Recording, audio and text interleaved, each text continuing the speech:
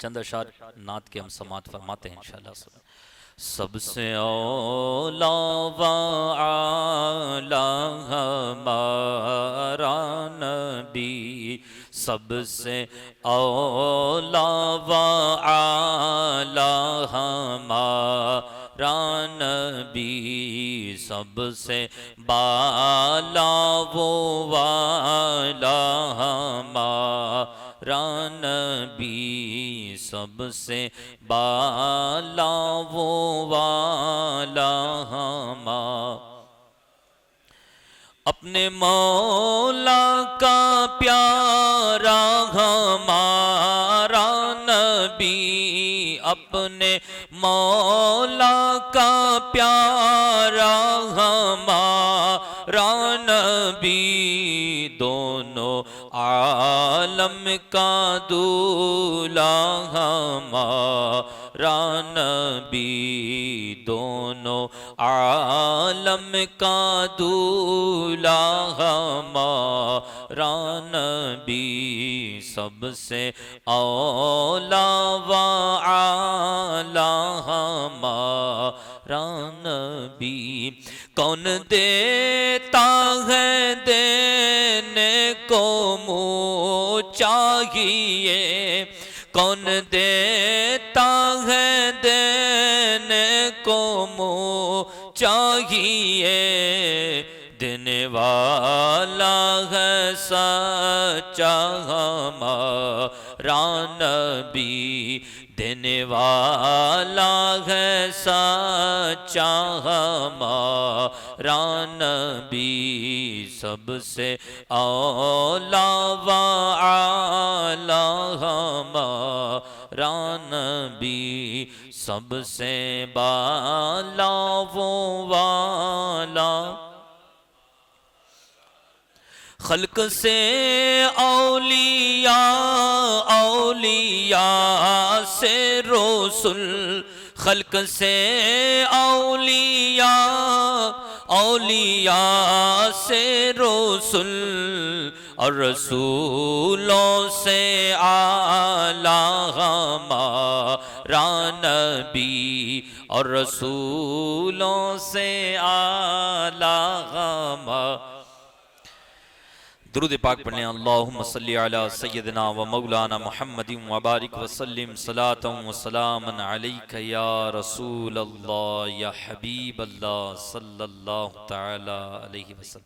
15वां पारा है इंशाअल्लाह अज़्ज़ वजल। 15वें पारे का खुलासा अर्ज करने की कोशिश करूंगा। 15वें पारे में कुछ आयत हम पढ़ेंगे इंशाअल्लाह। पहली आयत है आयत मेराज, लेकिन उससे पहले ये भी हमारे लिए खुशी की बात है कि रमज़ान का मुबारक महीना है और हम दर्स कुरान सुनते आ रहे हैं अल्हम्दुलिल्लाह। और ये भी बड़ी खुशी की बात है कि आज यौम विलादत आका हसन है। सुभान अल्लाह। आका इमाम हसन रज़ी अल्लाह तआला अन्हु का यौम विलादत है। आका हसन तहम्मुल मिजाज थे और यही बात है कि आपका दिल बहुत बड़ा था और नबी पाक सल्लल्लाहु अलैहि वसल्लम ने जैसा फरमाया था वैसा हज़रत इमाम हसन ने कर दिखाया। दो जमातों के दरमियान सुलह का जरिया हज़रत इमाम हसन बने।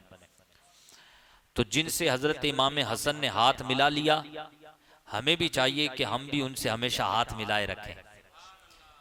ये भी तो हुजूर के नवासे हैं।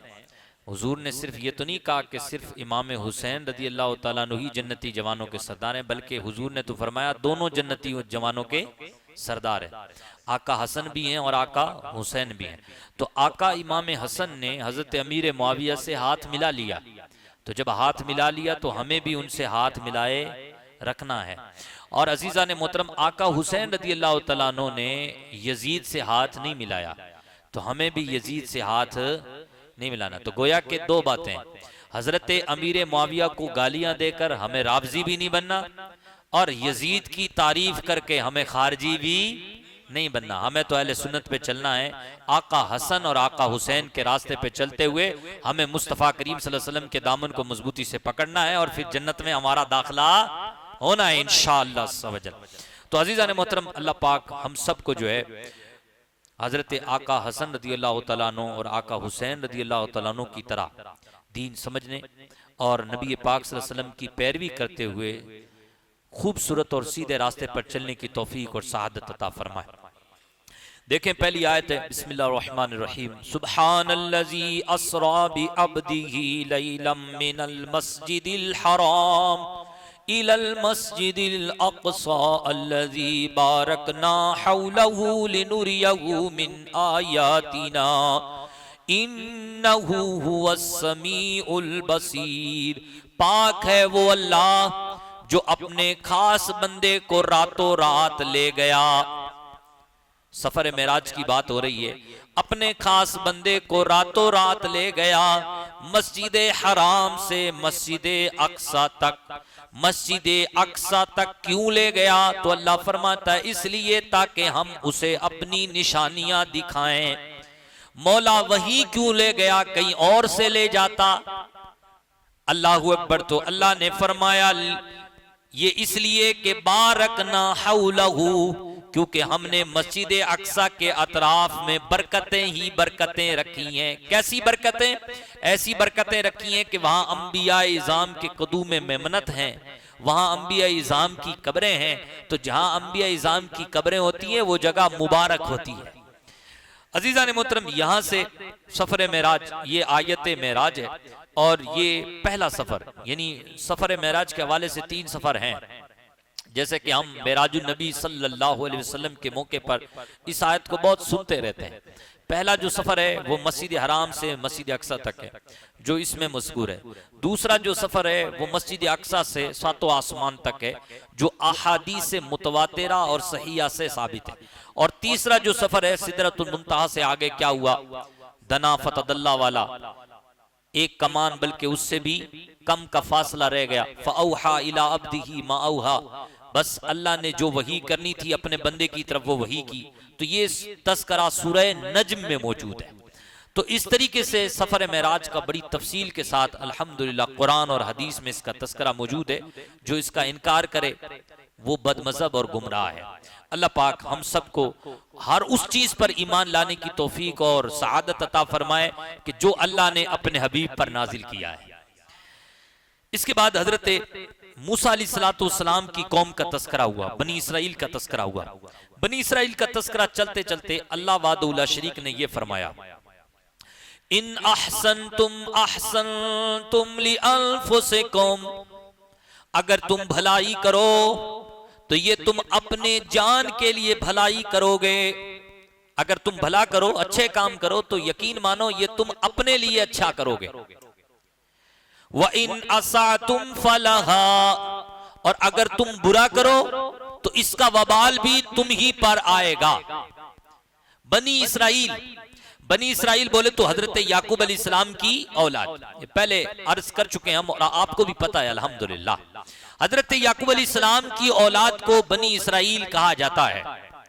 तो बनी इसराइल में सिर्फ और सिर्फ 12 भाई ही नहीं है मुराद, बल्कि उनके बाद में आने वाले उन सारों को भी बनी इसराइल ही कहा जाता है। हजरत यूसुफ अलैहिस्सलाम जब मुसीबतों से गुजरते हुए अजीज मिस्र बन गए, तब आपने उन सारे भाइयों को मिस्र में ही आबाद कर दिया। तो आपके भाइयों की औलादें भी मिस्र में ही आबाद हो गईं। तो यूं सिलसिला चलते चलते मिस्र का अच्छा खासा हिस्सा बनी इसराइल से लबरेज हो गया। यानी काफी सारे हिस्से पे जो है ना बनी इसराइल के लोग रहते थे। यानी मिस्र की पॉपुलेशन बनी इसराइल के एतबार से बढ़ती चली गई। फिर एक वो दौर आया कि जब फिरौन का दौर आया, वो जालिम फिरौन का। तो जालिम फिरौन ने क्या किया कि सारे बनी इसराइलियों को गुलाम बना लिया, उनके बच्चों को कत्ल कर देता, उनकी बच्चियों को जिंदा रखता, तरह तरह के मजालिम और पहाड़ और मुसीबतों के पहाड़ उन पर डालता। फिर अल्लाह पाक ने बनी इसराइल को इस जुल्म से हजरत मूसा के जरिए से बचाया। फिर जब ये लोग उरूज पे रहे, जब ये लोग अच्छे काम करते रहे, तो अल्लाह ने फरमाया इन अहसनतुम लिअन्फुसिकुम। ऐसा एक बार नहीं, कई बार हुआ। आप देखें उसके बाद भी हुआ। यानी तालूत के दौर में, हजरत तालूत के दौर में, हजरत तालूत जब बादशाह बने तब भी बनी इसराइल बिखरी हुई थी। अल्लाह पाक ने उनके जरिए से बनी इसराइल को फिर से परवान चढ़ाया।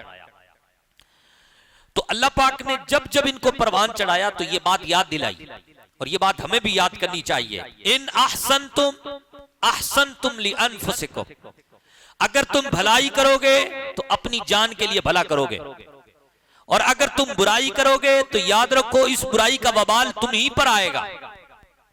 इन्होंने तो क्या किया, अल्लाह की इस नसीहत को कम ही याद रखा, भुला दिया। फिर से ये लोग क्या हो गए, अल्लाह और उसके रसूल की खिलाफ वर्जी पर मामूर हो गए। इन्होंने क्या किया, अल्लाहु अकबर, इन्होंने हजरत ईसा अलैहिस्सलाम को शहीद करने के दर पे हो गए। अल्लाह ने हजरत ईसा को तो बचा लिया आसमानों पर उठा करके, लेकिन इन्होंने हजरत याह्या और हजरत जकरिया को शहीद कर दिया। फिर इसके बाद क्या हुआ, तो अल्लाह पाक ने आगे फरमाया, फ़इज़ा जाअ वअदुल आखिरति लियसू वुजूहकुम वलियदखुलुल मस्जिद कमा दखलूहु अव्वल मर्रतिन वलियुतब्बिरू मा अलौ ततबीरा।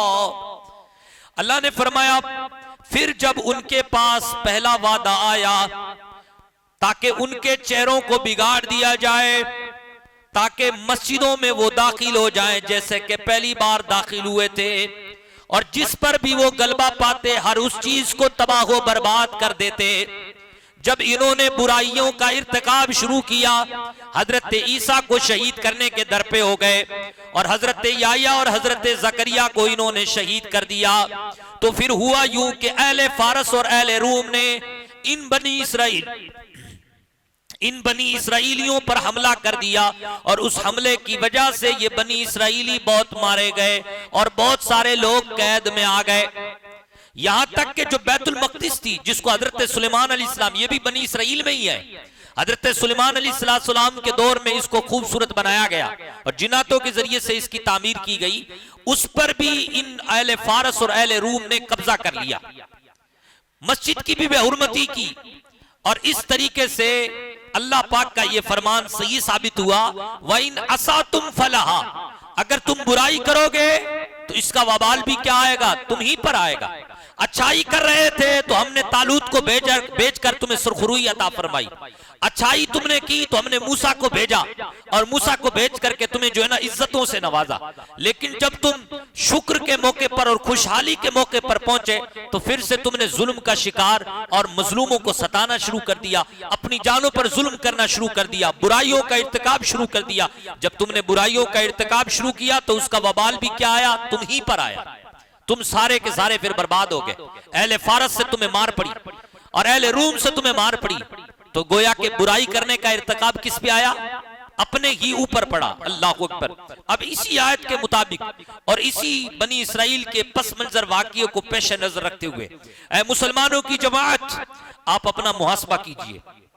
जब मुसलमानों में उरूज था, जब मुसलमानों में अबू बकर जैसे थे, जब मुसलमानों में हजरत उमर जैसे थे, जब मुसलमानों में हजरत उस्मान जैसे थे, जब मुसलमानों में उमर इब्न अब्दुल अजीज जैसे थे, तो उस वक्त लोग ये दावा करते थे कि आज तो दरिया के किनारे पे खड़े होकर के भी कोई भेड़िया या कोई जानवर अगर प्यासा मर जाए तो भी उसका हिसाब उमर देंगे। ये अजीम और ये अजीम अदल और ये अजीम इंसाफ से पूरी जमीन भर दी गई। तो उस वक्त मुसलमानों की भलाई का आलम यह था कि ताबईन के दौर में मुसलमान 99% अहले इल्म में से थे, 99% अहले इल्म में से थे। फिर क्या हुआ, फिर ये उम्मत मुस्लिमा ताबईन और तबे ताबईन के बाद अल्लाहू अकबर फिरकों में बढ़ती चली गई। कोई कैसा फिरका उठा, कोई कैसा फिरका उठा, कोई खारजी बन के उठा, कोई राफजी बन के उठा, तो कोई मुतज़िला बन के उठा, कोई कुछ तो कोई कुछ। इस्लाम का शहराजा बिखरा। फिर हुआ क्या कि जो छोटी मोटी सल्तनत थी वो भी सल्तनतें जो है ना इस्लाम के इस अजीमुशान शहराजे को बिखरने से ना रोक पाई। फिर हुआ यूं कि अल्लाह तबारक व तआला ने ऐसे ऐसे जालिम भेजे कि उसकी मिसालें आज भी रकम कर दी गई हैं। यानी चंगेज खान जैसे, हलाकू खान जैसे मुसलमानों पर मुसल्लत हुए। कहा यह जाता है कि एक जमाना ऐसा था कि मुसलमान के बड़े बड़े शहर कत्लो गारत से भर दिए गए, यहां तक कि इतने नजर दुड़ाएं दाएं तरफ और बाएं तरफ तो कोई जिंदा इंसान नहीं मिलता था, लाशें ही लाशें मिलती थी, और उन पर दरिंदे और परिंदे आपस में लड़ा करते थे कि हम खाएंगे। ये मुसलमानों के साथ हुआ क्यों? इसलिए कि मुसलमान झूठ की तरफ माइल हो गया। मुसलमान का शेराजा फिरकों की वजह से बिखर गया, फिर अल्लाह ने उरूज अता फरमाया, सूफिया की वजह से उरूज अता फरमाया। खुसूसन हजरत ख्वाजा गौसे पाक बड़े पीर साहब के जरिए से अल्लाह ने उरूज अता फरमाया। हम सबको पता है कि कैसे उरूज अता फरमाया। हिंदुस्तान को ले लें, उधर ले लें, इधर ले लें, इब्नुल अरबी कौन था, सलाउद्दीन अयूबी कौन था, इस तरीके से हजरत पीराने पीर रोशन जमीर के जरिए से और रूहानी तरबियत से अल्हम्दुलिल्लाह पूरी जमीन को फिर से अदल से भर दिया गया। फिर से मुसलमान उरूज पर आ गए, फिर से मुसलमानों को वो जो जवाल था वो खत्म हो गया और अल्हम्दुलिल्लाह मुसलमान तरक्की की तरफ गामजन हो गए। और फिर ये जमाना हमने देखा, लेकिन हाल करीब में तकरीबन 150-200 साल पहले ये जो अजीम नेमत थी ये भी हमसे, उसकी वजह क्या बनी? उसकी वजह ये बनी कि हम जो है ना आवारा हो गए, हमने लगाम तोड़ दी, शरीयत की लगाम हमने अपने ऊपर से क्या कर दी, हटा दी। हम बिल्कुल खुले हो गए, हमें कोई टोके नहीं, हम शादी अपनी मर्जी से करेंगे, हमें कोई टोके नहीं, हम अपने रस्म रिवाज जो है ना कुरान हदीस के मुताबिक नहीं करेंगे, बल्कि हम तो अपने रस्म रिवाज और समाज के एतबार से अपने मामलात को तय करेंगे। जब हमने इन गुनाहों का इर्तिकाब किया और कुरान से और हदीस से अपना रिश्ता नाता तोड़ लिया, तो फिर हुआ यूं कि हमारा वो जो इत्तिहाद का अजीम शान मुजस्समा था वो भी टुकड़े टुकड़े हो गया। और आज सल्तनत उस्मानिया अंपायर भी हमसे खत्म हो गई, बड़ी बड़ी सल्तनतें नीस्त तो नाबूद हो गई। और अब आप देख लें 72 कंट्रियों में मुसलमान बिखरे पड़े हैं और उन 72 कंट्रियों में भी इस्लाम का गलबा नजर नहीं आता।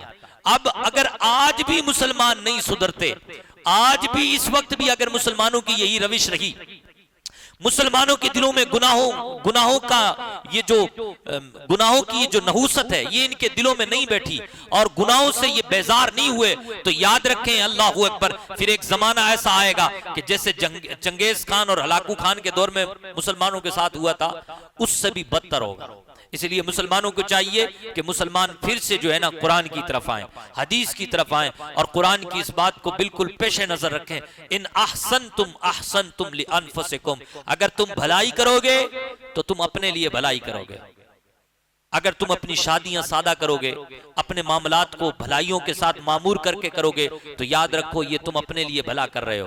और अगर बुराई कर रहे हो तो इसका वबाल भी क्या आएगा, तुम ही पर आएगा, फिर तुम पर दुश्मन मुसल्लत हो जाएंगे। अजीजा ने मोहतरम, इस तरीके से अल्लाह तबारक व तआला ने इंसानों को समझाया ताकि इंसान समझें। और हजरत मूसा अलैहिस्सलाम के कौम का उरूज बयान किया और लोगों को समझाया कि देखो ये भी एक कौम थी जब उरूज पर थी, और फिर देखो ये कौम है कि इनको मारा भी जा रहा है और ये हलाक भी हो रही हैं। क्यों? इसलिए कि इन्होंने अल्लाह और उसके रसूल की क्या की थी, मुखालिफत की थी। अल्लाहु अकबर। इसी तरीके से बातें आगे चलती चलती अल्लाह पाक ने तकरीबन सूरह बनी इसराइल के आयत नंबर 23 में फरमाया, वक़दा रब्बुका अल्ला तअबुदू इल्ला इय्याहु व बिल वालिदैनि इहसाना इम्मा यबलुगन्ना इंदकल किबर अहदुहुमा औ किलाहुमा फला तकुल लहुमा उफ़्फ़िन वला तन्हरहुमा वक़ुल लहुमा क़ौलन करीमा। ऐ लोगों सुनो, तुम्हारा रब तुम्हें हुक्म देता है कि तुम अल्लाह की बंदगी करो और उसके साथ किसी को शरीक न ठहराओ। अल्लाह तुम्हें हुक्म देता है कि तुम अपने माँ बाप के साथ भलाई करो, उनके साथ हुस्ने सलूक करो। जब तुम अपने माँ बाप को बुढ़ापे की हालत में पाओ, चाहे तो दोनों को पाओ चाहे दोनों में से किसी एक को पाओ, तो उन्हें उफ मत कहो, उन्हें हू मत कहो, उनसे नरमी से बात करो, उनसे नरमी से बात करो, प्यार से बात करो। खुसूसन बुढ़ापे का तस्करा करके अल्लाह ने कहा कि उनसे प्यार से बात करो, नरमी से बात करो। मजीद इतना ही नहीं कहा, मजीद ये भी कहा वक़्फ़िद लहुमा जनाहुज़्ज़ुल्लि मिनर रहमति वक़ुर रब्बिरहमहुमा कमा रब्बयानी सगीरा। तुम उनके सामने बिछ जाओ, प्यार से बिछ जाओ, आजिज़ी के साथ उनके सामने बिछ जाओ। ये माँ बाप है, माँ बाप का रुतबा समझो, पहचानो, उनके सामने बिछ के रह जाओ, आजिज़ी के पर बिछा दो। अल्लाहू अकबर। और तुम कहो अल्लाह से, ऐ अल्लाह मेरे माँ बाप पर रहम फरमा, ऐसे रहम फरमा जैसे इन्होंने बचपन में मुझ पर प्यार करके हमें पाला। ये अल्लाह से इनके लिए दुआएं करो। अल्लाह अकबर। हदीस पाक में कुछ हदीसें भी सुन लेते हैं। हदीस पाक में आता है, हमारे प्यारे आका रसूल अकरम सल्लल्लाहु अलैहि वसल्लम फरमाते हैं, रागिमा अनफुन कीला मन या रसूल अल्लाह, काला मन अदरका वालिदैहि इंदल किबर अहदुहुमा औ किलाहुमा सुम्मा लम यदखुलिल जन्नह। मुस्तफा करीम सादिक मसदूक नबी फरमाते हैं, वो जलील हो जाए, वो जलील हो जाए, जलील हो जाए जिसके बारे में हुजूर ने 3 बार कहा हो, वो जलील हो जाए। क्या वो बंदा इज्जत पा सकता है? कभी नहीं पा सकता। अल्लाहू अकबर। साहबा ने ताजुब से पूछा, या रसूलुल्लाह मन, ये बदनसीब कौन है? मुस्तफा करीम ने फरमाया, ये बदनसीब वो है जिसने माँ बाप को बुढ़ापे में पाया, माँ बाप को इस हालत में पाया कि माँ बाप पे बुढ़ापा था, या उनमें से किसी एक को इस हालत में पाया कि उन पे बुढ़ापा था, और ये उनकी खिदमत करके जन्नत में दाखिल ना हुआ, वो जलील हो जाए, रुस्वा हो जाए। माँ बाप की खिदमत करके तो हमें जन्नत में जाना था, लेकिन माँ बाप को सता के हम कहां जा रहे हैं?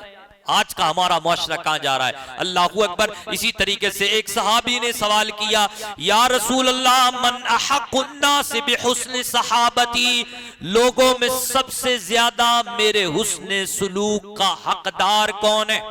यानी या रसूलुल्लाह, मैं लोगों में सबसे ज्यादा भलाई किसके साथ करूं? ये सवाल किया तो मुस्तफा करीम ने फरमाया, उम्मू का, लोगों में सबसे ज्यादा एहसान तू अपनी मां के साथ कर। तो फिर सवाल किया, सुम्मा मन, फिर कौन या रसूल अल्लाह? आपने फरमाया, उम्मू का, तेरी मां इस बात की ज्यादा हकदार है कि तू उसके साथ एहसान करे, उसके साथ भलाई करे। फिर सवाल किया, सुम्मा मन, फिर कौन या रसूल अल्लाह? तो तीसरी बार भी सादिक मसदूक नबी ने फरमाया, उम्मू का, तेरी मां। फिर चौथी बार उस साइल ने कहा, या रसूल अल्लाह सुम्मा मन, फिर कौन? तो फिर हुजूर ने फरमाया, अबू का। यानी लोगों में सबसे ज्यादा भलाई करने का जो हकदार है, ऐ लोगों, तुम्हें चाहिए कि सबसे ज्यादा जिसके साथ भलाई करो, वो अल्लाह ने माँ बाप बनाए हैं, उनके साथ भलाई सबसे ज्यादा होनी चाहिए, उनके साथ एहसान सबसे ज्यादा होना चाहिए, उनके साथ हुस्न सलूक होना चाहिए। अल्लाहू अकबर। नबी पाक सल्लल्लाहु अलैहि वसल्लम ने एक और मकाम पे इस तरीके से इरशाद फरमाया, इस हदीस में भी हमें बहुत कुछ सीखने को मिलेगा इंशाअल्लाह। नबी पाक फरमाते, मिनल कबाइरि शतमुर रजुलि वालिदै, कालू या रसूल अल्लाह व हल यश्तिमुर रजुलु वालिदै। सवाल किया, हुजूर ने फरमाया कि ये कबीरा गुनाह है कि तुम अपने माँ बाप को गालियां दो। हुजूर ने फरमाया, ये कबीरा गुनाह है कि तुम अपने माँ बाप को क्या दो? गालियां दो। तो सहाबा कहते हैं, या रसूलल्लाह, क्या ऐसा भी हो सकता है कि एक शख्स अपने माँ बाप को गालियां दे? ऐसा कैसे हो सकता है?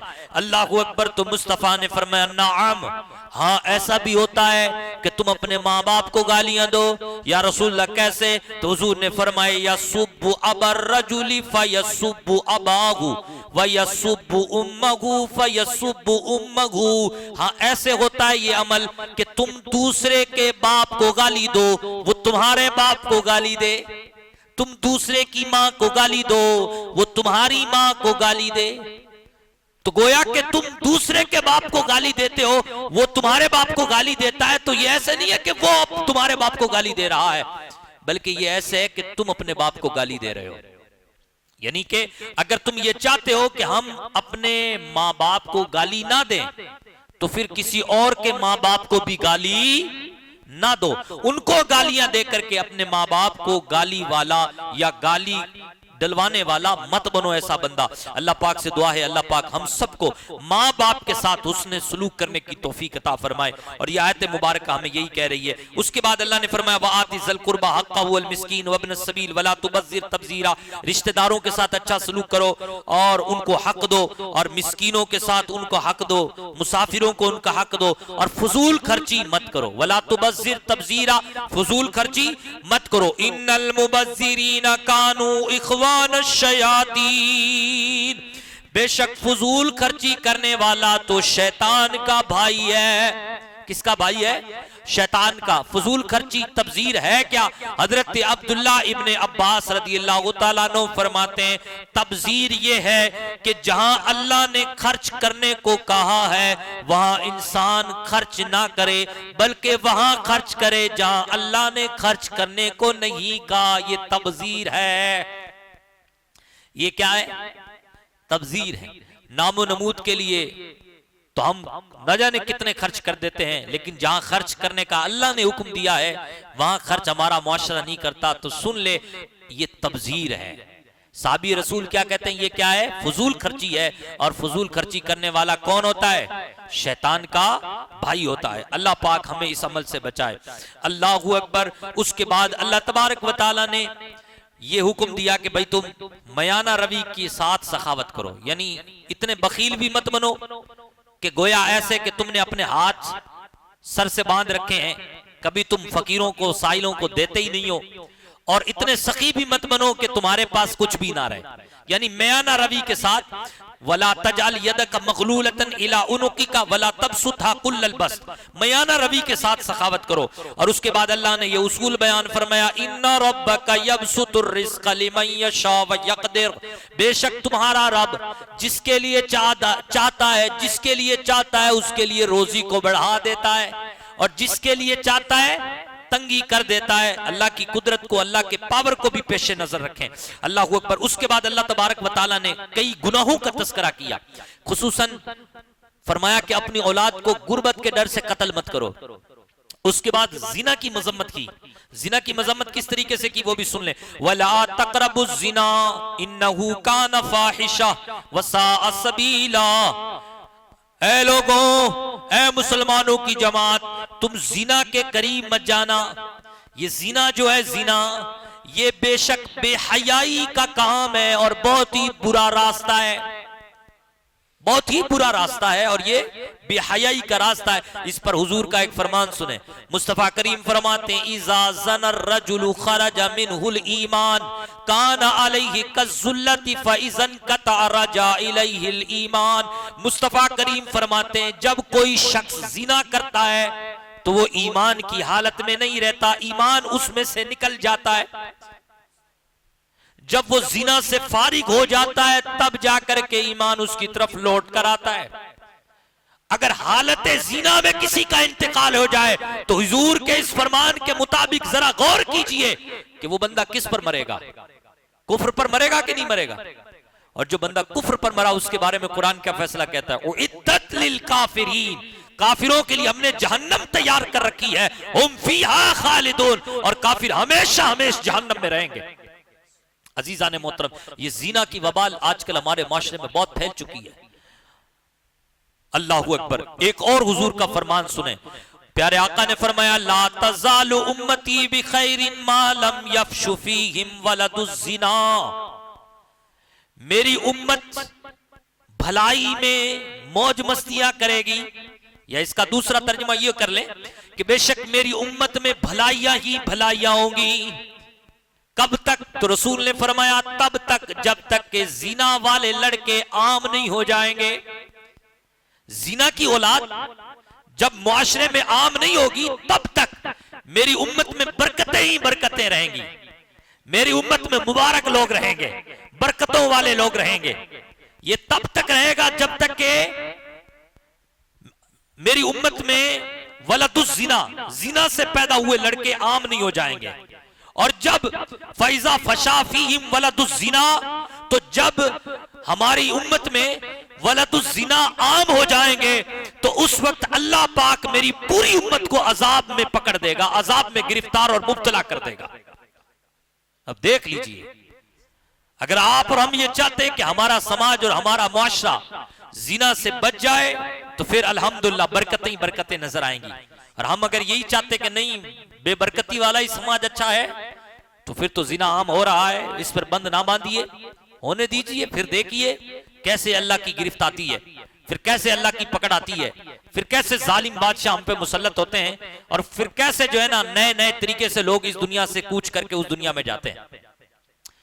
जिस जगह पर जिना आम हो जाता है उस कौम के लोगों में मरने वालों की तादाद बढ़ जाती है। जिस कौम में जिना आम हो जाता है उन कौम की नस्लें खराब हो जाती हैं। जिस कौम में जिना आम हो जाता है वहां से रहमतें बरकतें उठा ली जाती हैं। और ये इसीलिए अल्लाह तबारक व तआला ने फरमाया, और कितनी ताकीद के साथ फरमाया, वला तक़रबु ज़िना। ये नहीं कहा कि जिना करो मत, बल्कि ये कहा कि जिना के करीब मत जाओ। इन्नहु कान फ़ाहिशा, बेशक वो बहुत बेहयाई है, बहुत बुरा काम है, वस्साअ सबीला, और वो बहुत बुरा रास्ता है। अल्लाह पाक हम सबको ऐसे मुज़िर बीमारी से बचाए। इसका इलाज हमारे प्यारे आका ने बयान फरमाया है, आप हदीस के अंदाज में सुने। एक शख्स हुजूर की बारगाह में आया, कहने लगा, या रसूल अल्लाह की इज़्ज़न ली बिज़्ज़िना, या रसूल अल्लाह मुझे जिना करने की इजाजत दें, मुझे जिना करने की इजाजत दें। फ़अक़बल अल क़ौमु अलैहि फ़ज़जरूहु क़ालू मह मह। तो सारे लोग जो बैठे हुए थे उन्होंने अपने हाथ पांव चढ़ा लिए, कमर कस ली। अबे बदबख्त क्या कह रहा है तू, मह मह, रुक, अपनी जुबान को होश दे, क्या कह रहा है ये तू, अल्लाहू अकबर। तो उस वक्त मुस्तफा करीम सल्लल्लाहु अलैहि वसल्लम ने फरमाया, उदनु फदना मिनहु करीबा, ए नौजवान इधर आ, मेरे करीब आ। हुजूर तो मुबल्लिग हैं और अजीम मुबल्लिग हैं। हुजूर एक अलग अंदाज में ही दवाई तजवीज फरमाते हैं। हुजूर ने फरमाया, नौजवान इधर आ, करीब आ। अल्लाह अकबर, वो करीब हो गया। प्यारे आका सल्लल्लाहु अलैहि वसल्लम के जब वो करीब आया और होकर के बैठ गया तो हुजूर ने फरमाया, अतुहिब्बुहु लि उम्मिका, अगर यही काम कोई तेरी माँ के साथ करे तो क्या तुझे पसंद आएगा? उसने बड़े मासूमाना अंदाज में जवाब दिया, अल्लाह नहीं पसंद आएगा। वल्लाहि जअलनिल्लाहु फिदाअका, अल्लाह की कसम मैं अपनी जान अपनी माँ पे कुर्बान कर दूंगा, मैं उसे मार डालूंगा जो मेरे माँ के साथ ऐसा करेगा। अल्लाहू अकबर। वलन्नासु युहिब्बूनहु लिउम्मिहातिहिम, तो नबी पाक ने फरमाया लोगों को भी ये पसंद नहीं है कि उनकी माओं के साथ ऐसा काम किया जाए। तो जिसके साथ तू जिना करेगा वो भी तो किसी की माँ होगी, लोगों को भी पसंद नहीं है। फिर हुजूर ने यही आगे सवाल किया, अफतुहिब्बुहु लिइब्नतिका, क्या तू ये पसंद करता है कि यही काम तेरी बेटी के साथ कोई करे? अल्लाहू अकबर। उसने कहा, ला वल्लाहि या रसूल अल्लाह जअलनी अल्लाहु फिदाअका, या रसूलल्लाह नहीं, मुझे ये बात पसंद नहीं है। हुजूर ने फिर वही समझाया, वलन्नासु युहिब्बूनहु लिबनातिहिम, लोगों को भी ये पसंद नहीं है कि उनकी बेटियों के साथ ऐसा काम किया जाए। हुजूर ने फिर सवाल कायम किया, अफतुहिब्बुहु लिउख्तिका, क्या तुझे पसंद है कि ये काम तेरी बहन के साथ कोई करे? उसने कहा, नहीं या रसूल अल्लाह। तो हुजूर ने यही फरमाया कि लोगों को भी ये पसंद नहीं कि कोई उनकी बहनों के साथ ऐसा काम करे। इसी तरीके से हुजूर ने आगे पूछा, तेरी फूफी के साथ कोई करे? तो उसने यही जवाब दिया, ना। तो हुजूर ने यही फरमाया, लोगों को भी ये पसंद नहीं कि उनकी फूफियों के साथ ऐसा काम किया जाए। हुजूर ने फिर पूछा, तेरी खाला के साथ कोई करे? तो अल्लाहू अकबर। उसने कहा, नहीं, मुझे ये पसंद नहीं। तो हुजूर ने फरमाया, लोगों को भी ये पसंद नहीं कि उनकी खालाओं के साथ ऐसा काम किया जाए।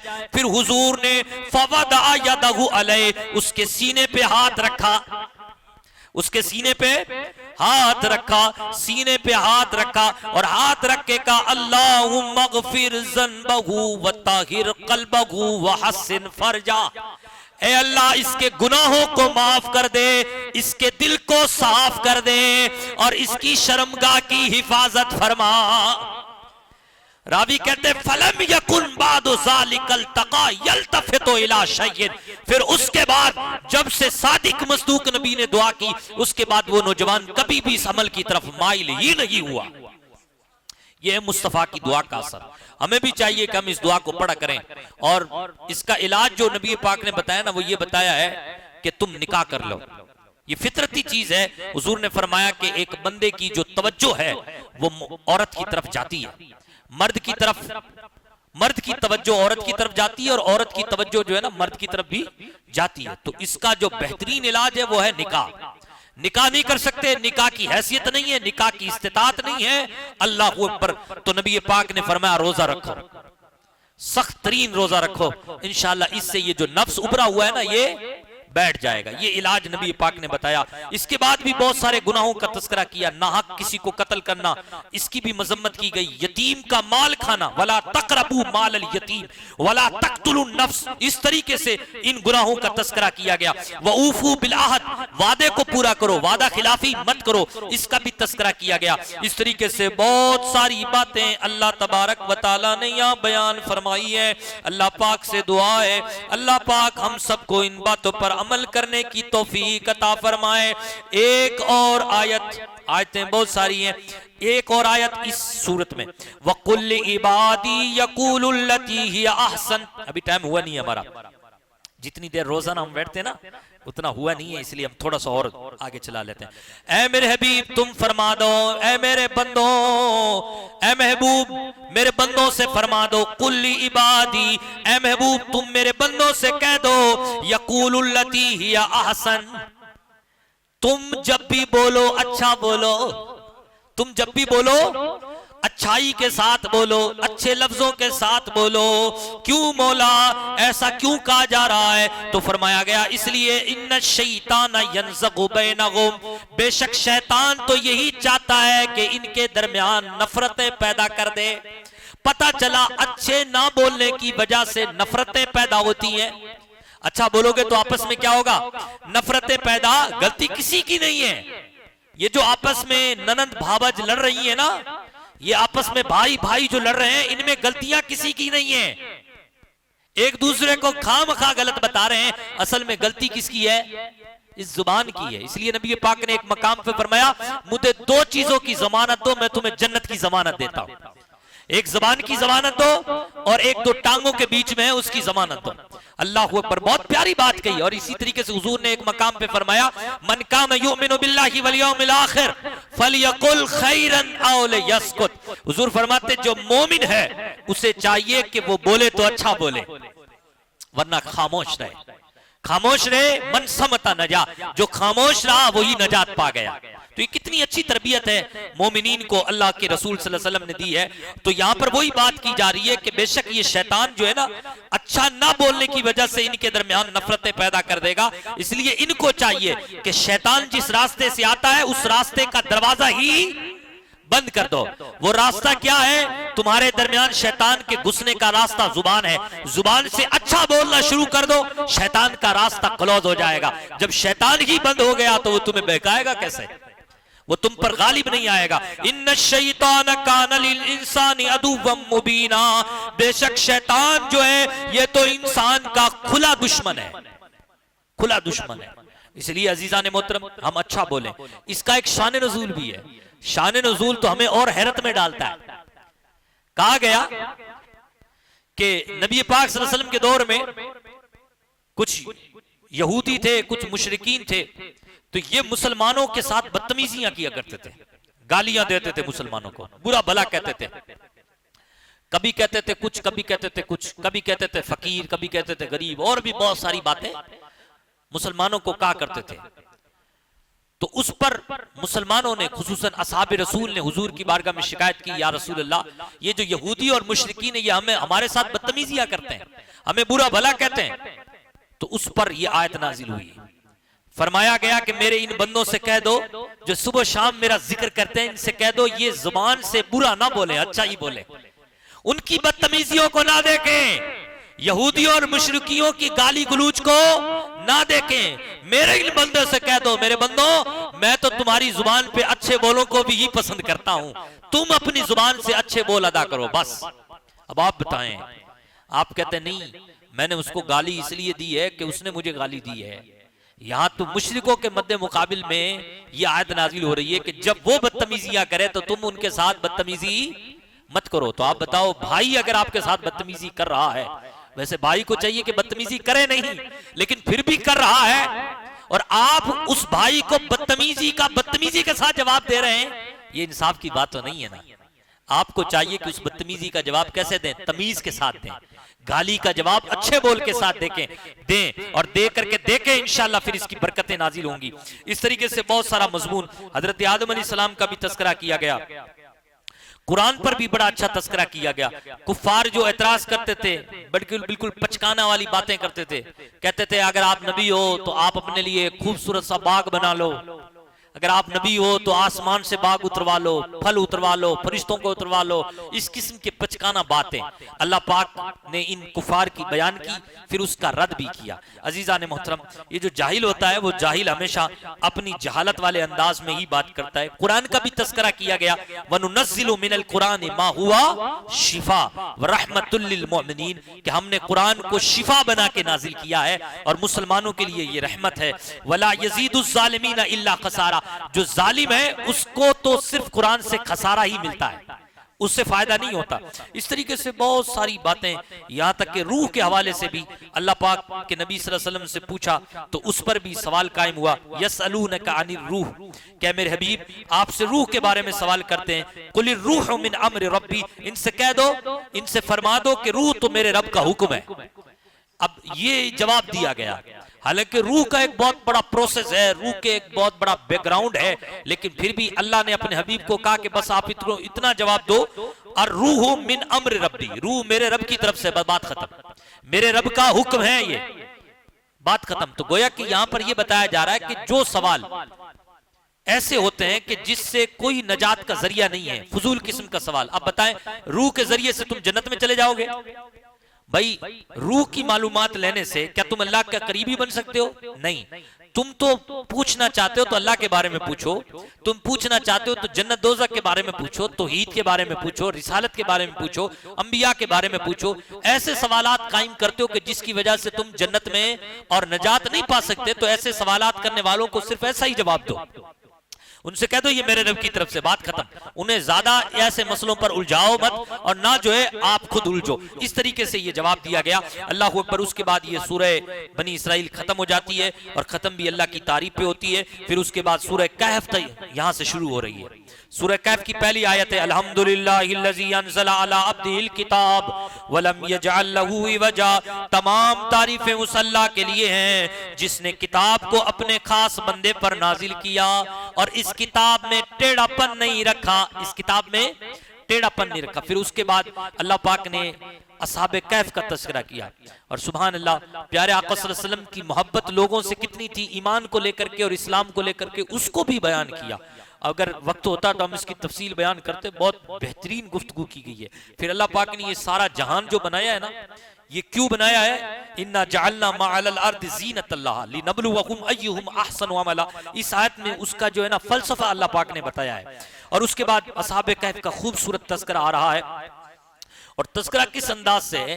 पहले तज़किरा हुआ, कहा मिन आयातिना अजबा, ये जो रकीम वाले कहफ वाले हैं ये हमारी अजीब निशानियों में से हैं। अजीब निशानियां कह दिया वलियों के मकाम को। ये वली थे, कितने थे? तो अल्लाह पाक ने बाकायदा आगे बताया है कि ये 7 थे और 8वां इनका कुत्ता था। अच्छा, कुत्ते का भी तज़किरा मौजूद है, 2 बार यहां तज़किरा हुआ कुत्ते का, बल्कि कुत्ते की हरकत का भी तज़किरा हुआ। वकल्बुहुम बासितुन ज़िराइहि बिल वसील, वो कुत्ता जो वलियों की सोबत पाले, उसका भी तज़किरा कुरान में मौजूद है। वलियों की शान, बाकायदा मुफस्सिरीन ने लिखा कि ये कुत्ता इंसान की शक्ल में, खुसूसन बलअम बिन बऊरा की शक्ल में जन्नत में जाएगा, इंसान की शक्ल में ये जन्नत में जाएगा। जब कुत्ता वलियों से जुड़ जाए तो उस कुत्ते को ये एजाज मिलता है। तो इंसानों, अगर हम वलियों से जुड़े तो हमें कितना बड़ा एजाज मिलेगा। अच्छा, यहां पर अल्लाह पाक ने तज़किरा भी बड़ा खूबसूरत अंदाज से किया, कहा नहनु नकुस्सु अलैका नबअहुम बिल हक, हम तुम्हें उनका सच्चा किस्सा पढ़ के सुनाते हैं। आओ हमसे पूछो, हम तुम्हें बताते हैं उनका सच्चा किस्सा। तो गोया के वलियों के किस्से सुनाना ये अल्लाह का तरीका है।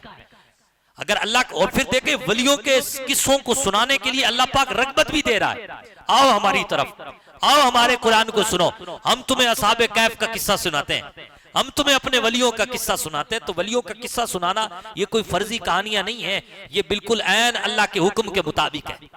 अगर कोई गौसे पाक का किस्सा सुनाने बैठ जाए, कोई ख्वाजा साहब का किस्सा सुनाने बैठ जाए, तो वो कोई अपनी तरफ से काम नहीं कर रहा, वो खुदा की बात पर अमल कर रहा है। क्योंकि खुदा अज़्ज़ व जल ने कुरान पाक में जगह ब जगह अपने वलियों के किस्से बयान किए हैं। अजीज़ान मोहतरम, बहुत बेहतरीन अंदाज में 309 साल तक गार में सुलाए रखा और करवटें बदलता रहा रब, इनकी करवटें वक्त पर बदलती रही। ताकि जो है ना इनको बेड सोल ना हो जाए, वो बीमारी जो होती है वो तिब्बी एतबार से वो ना हो जाए। करवटें बदलती रही इनकी, और साथ में इन पर सूरज जो है ना इन पर रोशनी लेके नहीं आता था। अच्छा, जब ये उठे तो इन्होंने आपस में सवाल किया कितनी देर तक हम यहां रुके, तो किसी ने कहा आधा दिन, किसी ने कहा एक दिन, किसी ने कहा कुछ थोड़ा सा ज्यादा।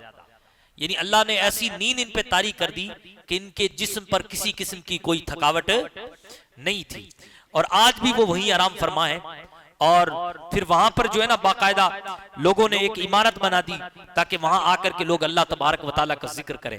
तो इससे भी ये बात समझ में आती है कि औलिया किराम जहां मदफून होते हैं वहां पास में जो लोग मस्जिद बना देते हैं ताकि लोग जो है औलिया के मजार के पास आकर के अल्लाह को याद करें, अल्लाह का जिक्र करें, वो भी इसी कुरान और असहाबे कैफ के वाक़ये से साबित है। अजीज़ान मोहतरम, इस तरीके से इनका तस्करा, फिर दो शख्सों का भी तस्करा हुआ है और बड़ी बेहतरीन मिसाल दी गई है। फिर उसके बाद यानी सूरह कैफ 15वां पारा जब खत्म हो रहा है तो खत्म होते ही वहां हजरत मूसा का तस्करा मौजूद है। हजरत मूसा का तस्करा हम कल करेंगे, लेकिन इस सफर को सुने। असल में हुआ यूं था कि हजरत मूसा अलैहिस्सलाम ने एक खूबसूरत बयान किया, खूबसूरत बयान किया। और बयान करने के बाद एक साइल खड़ा हुआ आपकी मजलिस में, कहने लगा ए मूसा, क्या इस वक्त आपसे बढ़कर कोई आलिम है इस दुनिया में? आपने फरमाया नहीं है। तो उस साइल ने कहा नहीं, ऐसा नहीं है, आप गौर फिक्र करो। तो अल्लाह ने फिर वही भेजी। अल्लाह ने फरमाया तुझसे भी बड़ा एक आलिम है जिसका नाम हजरत खिज्र है। तो फिर हजरत मूसा अलैहिस्सलाम ने यह ठान ली कि मैं सफर करूंगा और उस वक्त तक सफर करता रहूंगा जब तक कि मुझे हजरत खिज्र से मुलाकात नहीं हो जाती। तो हजरत खिज्र अलैहिस्सलाम से मुलाकात के लिए निकले। उस चीज को अल्लाह पाक ने यह बयान फरमाया, व इज़ क़ाल मूसा लिफ़ताहु ला अब्रउ हत्ता अब्लुग़ मजमाल बहरैन औ अमदिया हुक़ूबा। याद करो मूसा को जब उसने अपने गुलाम से कहा ऐ गुलाम मैं सफर करता रहूंगा जब तक के दो समंदर मिलने की जो जगह है वो ना आ जाए, औ अमदिया हुक़ूबा, या उससे भी आगे गुजर जाऊंगा। यानी जब तक मेरा मतलूब मुझे नहीं मिल जाता, जब तक मुझे मेरा मकसूद नहीं मिल जाता, जब तक मुझे मेरी मंजिल नहीं मिल जाती, मैं सफर करता रहूंगा। इससे पता चला कि हजरत मूसा अलैहिस्सलाम जिनका डायरेक्ट खुदा से क्या है कनेक्शन है, अल्लाह तबारक व तआला इनसे कलाम फरमाता है, वो भी इल्म हासिल करने के लिए क्या कर रहे हैं, इतना खतरनाक सफर कर रहे हैं और कह रहे हैं कि मैं हद से गुजर जाऊंगा इल्म हासिल करने के लिए। तो और फिर हुआ यूं ही कि हजरत मूसा अलैहिस्सलाम की हजरत खिज्र अलैहिस्सलाम से मुलाकात हुई। हजरत खिज्र अलैहिस्सलाम का तारुफ अल्लाह ने इन लफ्जों के साथ किया है, फवजदा अब्दम मिन इबादिना आतैनाहु रहमतम मिन इंदिना व अल्लमनाहु मिन लदुन्ना इल्मा। तो उसने उस बंदे को पा लिया जो हमारे बंदों में से था, उसने उस बंदे को पा लिया जो हमारे बंदों में से था, और हमने अपने उस बंदे को अपनी तरफ से रहमत अता की थी, और हमने अपने उस बंदे को इल्मे लदुन्नी अता फरमाया था, इल्मे लदुन्नी अता किया था, इल्मे लदुन्नी सिखाया था। हमने अपने मूसा को उस बंदे से मुलाकात करवा दी। फिर मुलाकात का सिलसिला चला, दोनों सफर पे राजी हुए, फन तलाका, दोनों का सफर हुआ। इंशाअल्लाह कल इसी बात से 16वां पारा भी शुरू हो रहा है, तो हम इस सफर का कि इस सफर में क्या क्या हुआ इसका भी हम इंशाअल्लाह तज़किरा कर देंगे। अल्लाह पाक से दुआ है अल्लाह पाक अपने करम से अपने फजल से हम सबको इन बातों पर अमल करने की तौफीक अता फरमाए।